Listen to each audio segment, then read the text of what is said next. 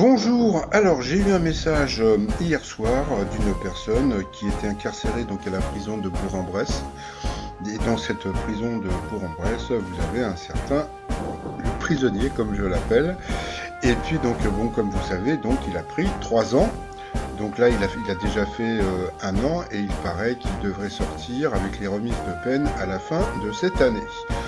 Donc, en plus, donc, il est dans une cellule individuelle, hein, puisque bon, pour éviter les agressions et puis aussi les raquettes, hein, puisque, comme tout le monde le sait, il a des sous-sous. Et puis, bah, il passe beaucoup de temps donc à regarder la télé, etc. Surtout les douces au coup de midi. Et puis, bah, pour contacter les gens, le seul moyen qu'il a pour parler un petit peu avec des gens, à part comment dire, les matons, comme on les appelle, eh bien, c'est quoi les matons, c'est les gardiens, hein. Et bien, c'est pendant la promenade. Et il paraît que pendant la promenade, donc il avait discuté avec cette personne là, qui m'a laissé un message. Et ils avaient parlé justement donc des 12 coups de midi, etc.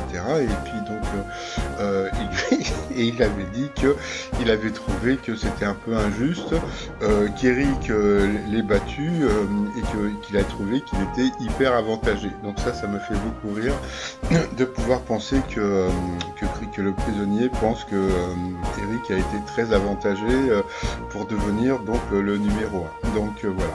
Bon bah c'est tout, c'était juste pour vous parler de ce petit message que j'ai eu et puis bah, je vous dis à tout à l'heure pour le résumé des 12 coups de midi. Allez, bye bye.